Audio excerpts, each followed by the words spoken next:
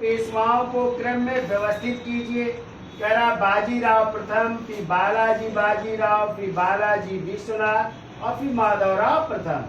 कह रहा 1 3 4 2, फिर कह रहा 3 1 4 2, सी कह रहा है 1 3 2 4 और डी कह रहा है 3 1 2 4। अब देखिए व्यवस्थित करना है तो आपको पता है कि साहू जी ने अपना पहला पेशवा जिसे बनाया था वो थे बालाजी विश्वनाथ, और बालाजी विश्वनाथ का टाइम है 1713 से लेकर के 1720 ईस्वी तक।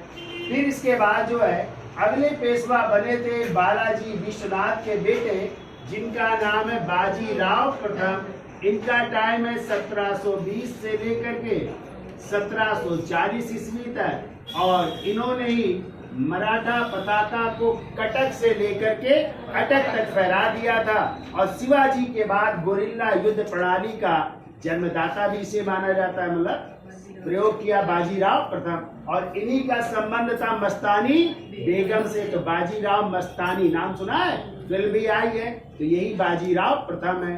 फिर बाजीराव प्रथम के बाद उनके बेटे बने जिनका नाम था बालाजी बाजीराव, जिनका टाइम है 1740 से लेकर 1761 ईस्वी तक। इन्हीं बालाजी बाजीराव को ध्यान रखिएगा एक और नाम से जानते हैं, नाना साहब भी कहते हैं, ठीक है। एक ये नाना साहब हैं और एक अंतिम पेशवा थे बाजीराव द्वितीय के दत्तक पुत्र धोंदू पंत जो बिठूर में रहते थे, उनको भी नाना साहब कहते, इनको भी नाना साहब कहते। और आपको पता है जब ये पेशवा थे तभी हुआ था पानीपत का तृतीय युद्ध 14 जनवरी 1761 को हुआ था, और इसी युद्ध में बालाजी बाजीराव ने अपने बेटे विश्वास राव और साथ में अपने भाई सदाशिव राव के नेतृत्व में सेना भेजी थी, और ये सेना क्या हो गई थी, पराजित हुई थी। किससे? अफगानों से। अफगान भी कह सकते हैं या फिर कह सकते हैं अहमद शाह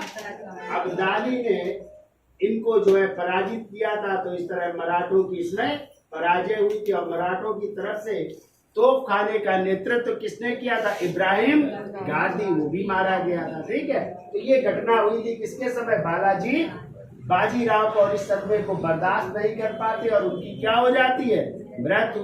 तब फिर इसके बाद बने थे माधवराव प्रथम जिनका टाइम है 1761 से लेकर के 1772 ईस्वी तक। क्लियर?